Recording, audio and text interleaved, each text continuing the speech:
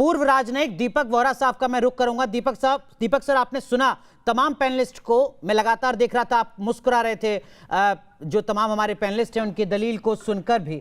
लेकिन अब जब अफगानिस्तान पर तालिबान काबिज है, अब जबकि रूस चिंता खड़ी कर रहा है तालिबान की मौजूदा स्थिति को लेकर, अब जबकि चीन का दायरा लगातार बढ़ रहा है, अब जबकि पाकिस्तान ही अफगानिस्तान के पीछे सब कुछ करता धरता है, आगे की तस्वीर, आगे की चुनौती कैसी आपको नजर आती है दीपक वोरा साहब? मैं आपका आभारी हूं कि आपने ये मौका दिया है अपने कार्यक्रम में शरीक होने का और आपके साथ जो आउटस्टैंडिंग पैनलिस्ट हैं उनसे सीखने का। ये जो हमारी बेटी पाकिस्तान से आई है, जो कुछ इन्होंने कहा है, मैं आपको मुबारक देता हूं बेटा कि आपने सच्चाई सबके सामने रखी है।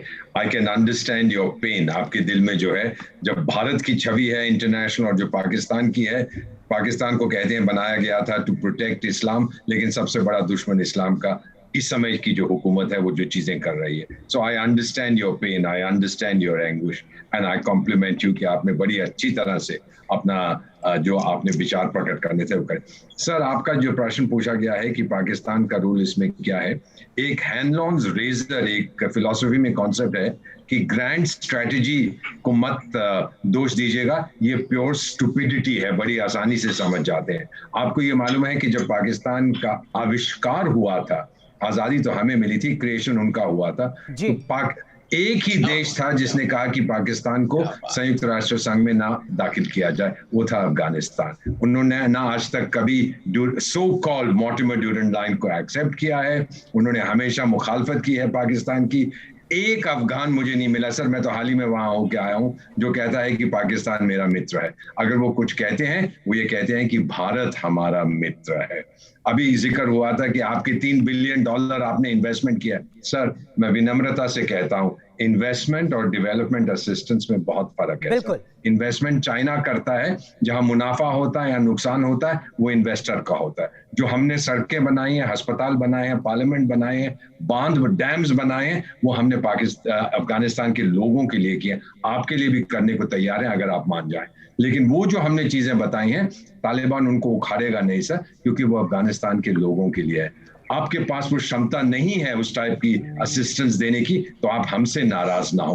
फाइनली सर, आज जो ब्रिक्स का समिट हुआ है उसमें हमने बातचीत की है अबाउट काउंटर टेररिज्म। आप ये जानते हैं, क्वाड की जो मीटिंग हुई थी पिछले साल, उन्होंने भी एक ग्रुप बनाया, working group on counter terrorism.